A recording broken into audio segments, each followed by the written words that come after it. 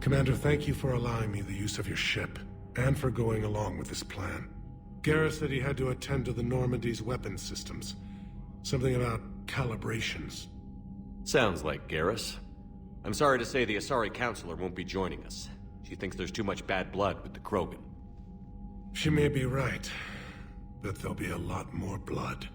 Real blood, if we don't try. When you put it that way.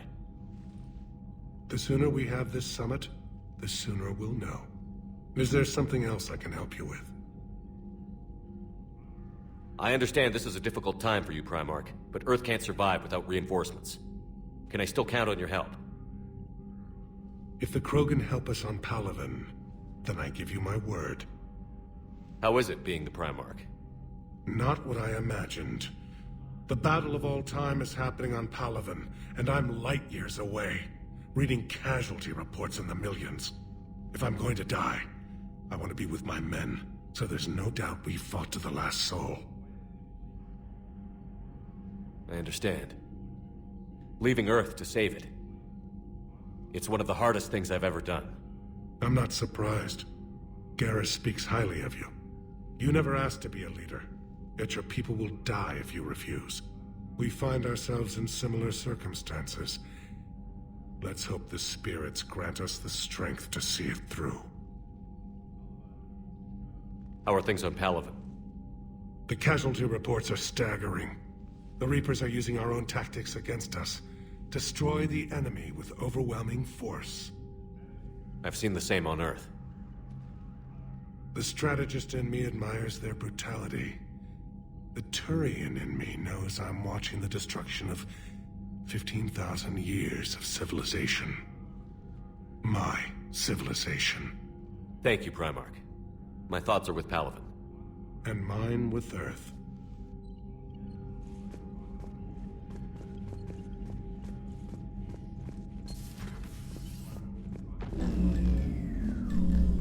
Commander? Edie just went offline. What do you mean, offline? I don't know, she's not responding and I can't access the AI core diagnostics. You better get down to Deck 3. Commander, comm systems are going haywire.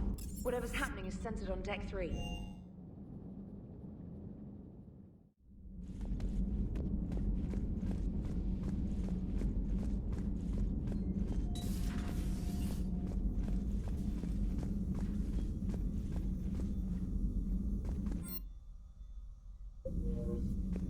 Joker, what's that sound?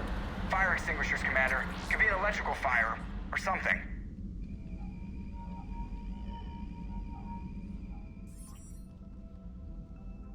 I'm going in.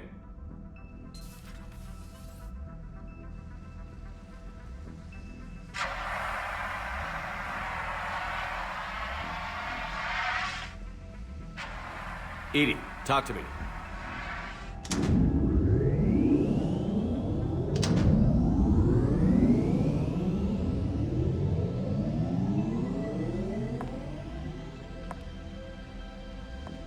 Is there a particular topic you wish to discuss, Shepard? Edie? Yes. You're in Dr. Eva's body. Not all of me, but I have control of it. It was not a seamless transition. A transition? You blacked out on us for a while there. Correct. When we brought this unit on board, I began a background process to search for its information on the Prothean device. This eventually triggered a trap. A backup power source and CPU activated, and the unit attempted physical confrontation. Fortunately, I was able to gain root access and repurpose it as I saw fit. During this process, it struggled. Thus the fire. Edie, you need to alert us about incidents like this. You shouldn't have done this alone. Bringing the crew up to speed would have been counterproductive. All attempts to help would have been limited by reaction time. So if you're in there, are you still in the ship? I exist primarily within the ship. For optimal control, this unit should remain within Normandy's broadcast or tight beam range. Are you planning to take that body somewhere? Normandy's weaponry is not suited to every combat situation. This platform could provide limited fire ground support.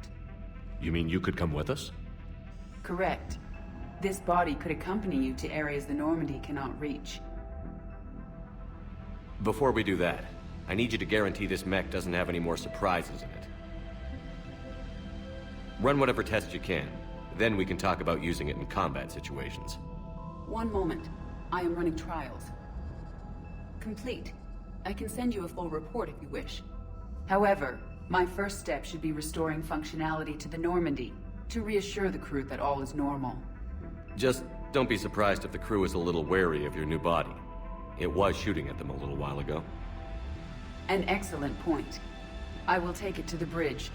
Joker will also want to see it. On that, we can agree.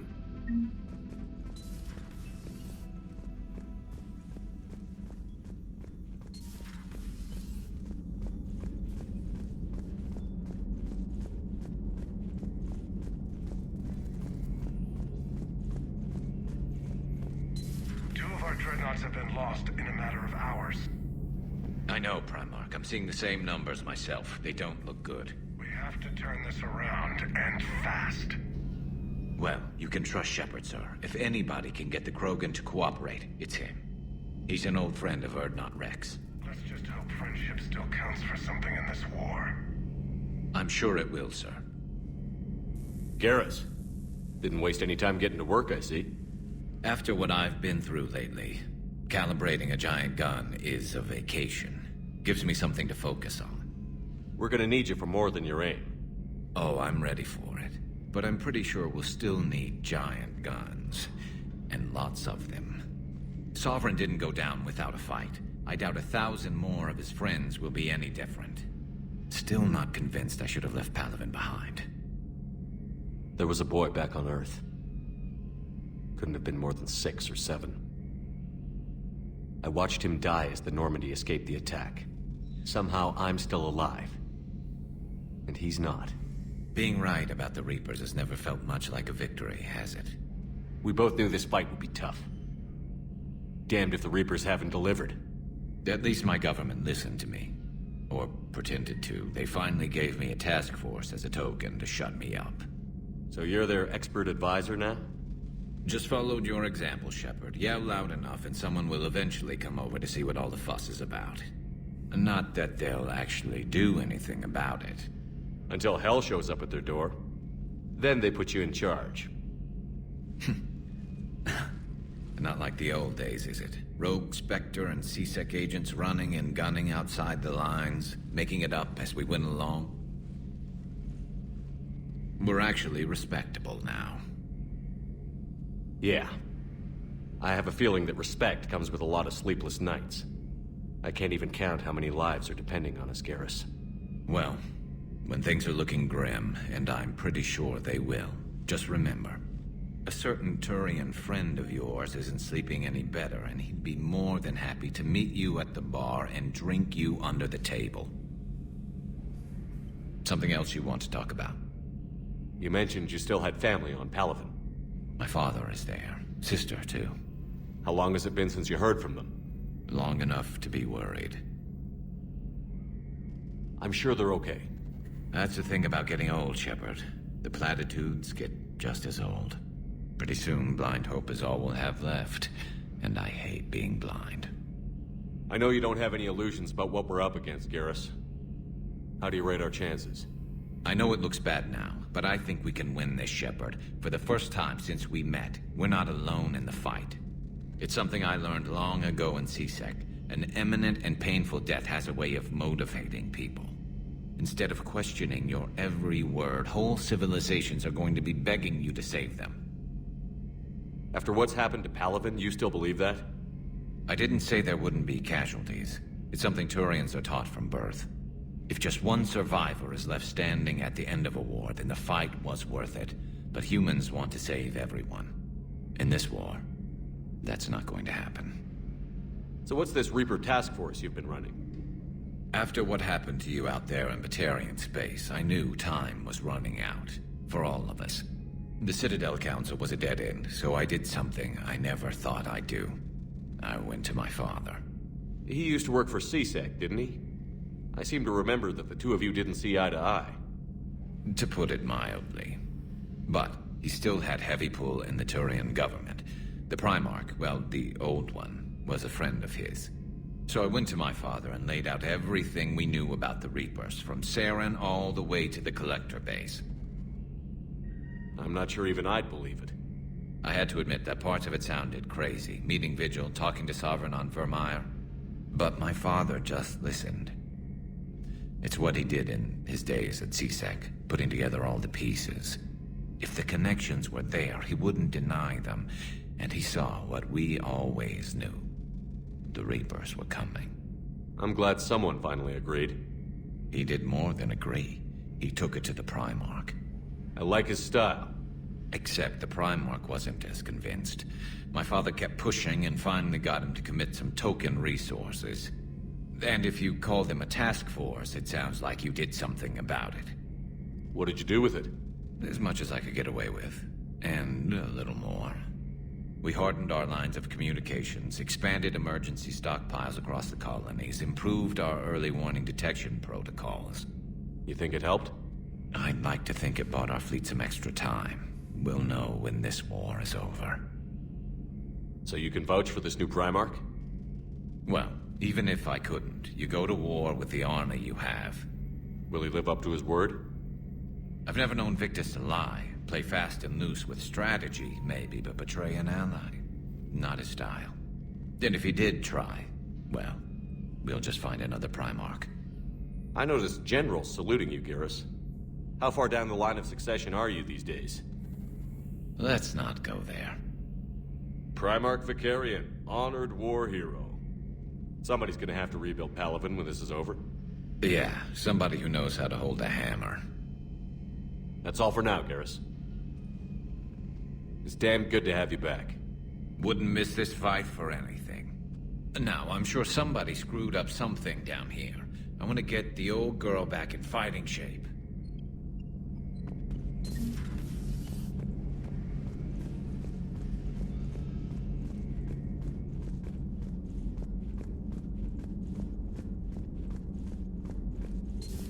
You're positive you don't want to come over and talk? No, the gun battery is nice and quiet. If I throw down some rugs, it'll get downright cozy. Garrus? I'll be fine, Liara. Just gathering some thoughts. All right. Hello again, Shepard. What have you been up to since we last saw each other? Since you helped me defeat the Shadow Broker, I started looking for defenses against the Reapers. The Protheans were the only ones with substantial information on them. The older civilizations barely had records. I knew the elusive man was hunting for the same thing when our agents began crossing paths. Like on Mars? I thought I'd covered my tracks, but he had surveillance there all along. We'll talk later, Liara. Of course.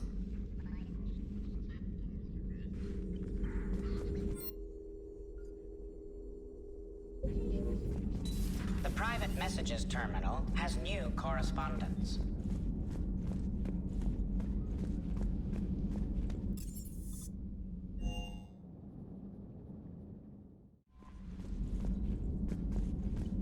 Commander, are you all right? It was fairly intense up here. I can only imagine what it was like down on that moon. I thought you'd be more concerned about Edie. Edie is a huge asset to this team. If she'd told me about her plan to obtain a body, I'd have volunteered to help. I did not wish to force a conflict of interest between our friendship and your duty. I'd have preferred a conflict of interest to a hard restart of half our systems. But thanks, regardless. While you're here, though, I found something while scanning Alliance channels. Grissom Academy is requesting help. The Reaper invasion front will hit them soon. I thought the war would close most schools. Grissom Academy is more specialized than a normal school. It's home to some of the smartest students humanity has to offer. Their Ascension project is the best training facility in the galaxy for human biotics. Yes, I sent a young man named David Archer there. I'm just surprised they're still open. Some of their work has Alliance support. That might be why they stayed. What can we do? A Turian evac transport responded to their distress call, so normally I'd say we don't need to do anything. but something sounded off in the Turian signal. I had Edie perform an analysis. It's fake. Edie thinks it's Cerberus. She said the fake Turian signal was similar to the one that lured you to a collector ship? Long story. In any event, whoever faked the signal wants us to think Grissom Academy's being evacuated. But I believe they're still in danger. Good catch. If this really is Cerberus, hopefully this operation is something worth investigating. It could be simple disinformation. Trainer. Good catch. Thank you, Commander.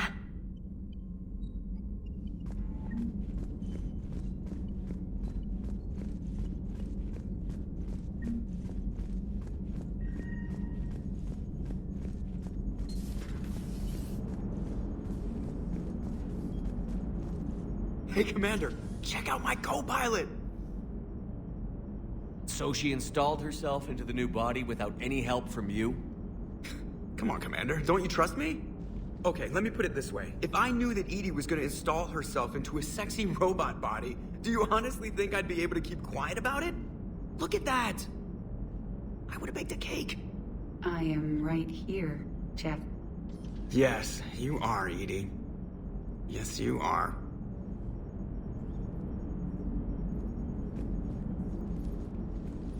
Hello, Shepard. Still getting used to greeting people in person? No. I require only one occurrence to adapt to a new concept. How are you adjusting to the arms and legs? I am interested to see how this body performs under real combat conditions. If I could accompany you sometime. Without stress testing, there is no way of knowing if it has serious design oversights.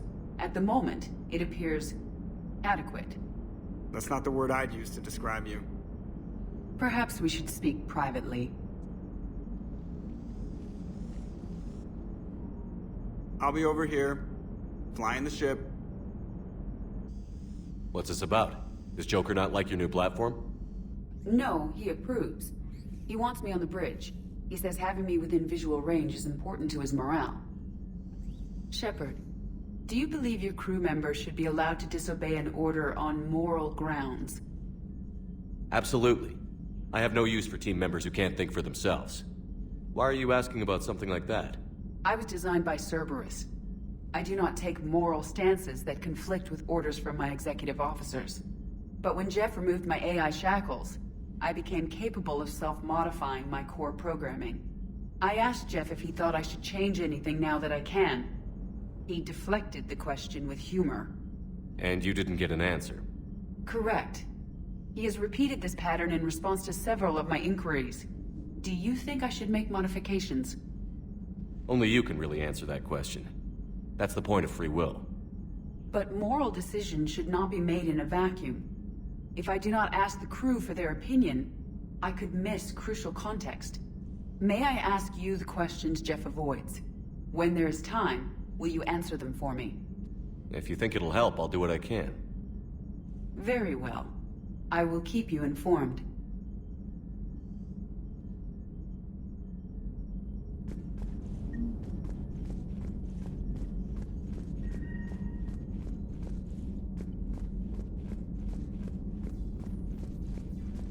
Commander, you have a message from Lieutenant Commander Williams. She must be feeling better.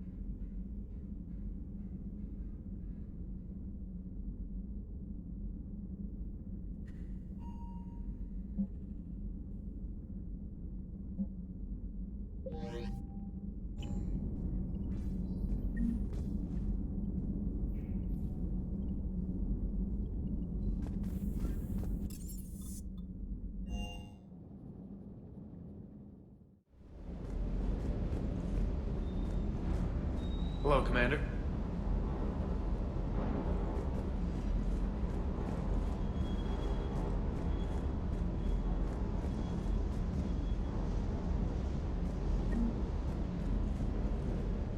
What the hell's up with Edie? She's found a new home, I guess. A super hot, sexy home. You take her on a mission, I'm gonna be just a little bit distracted.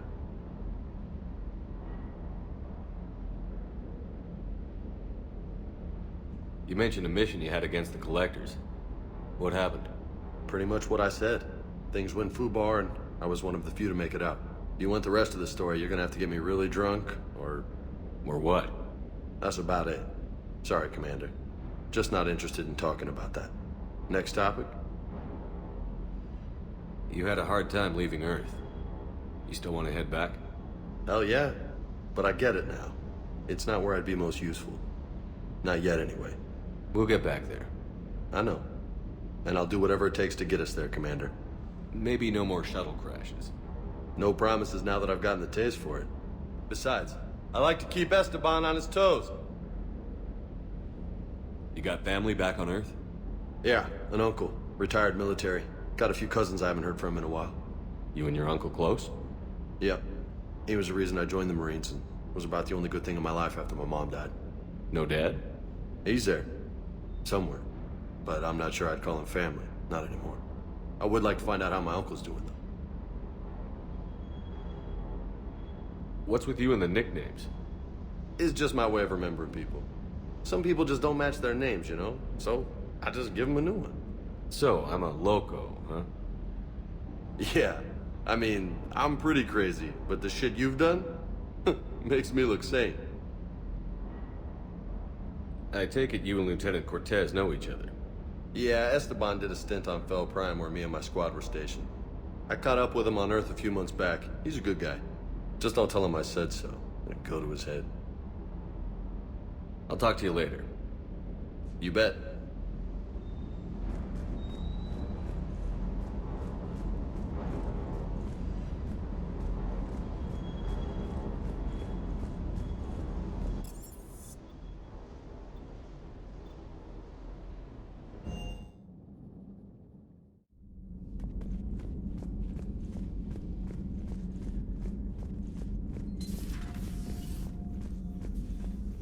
Was that Edie? No crew health issues to report.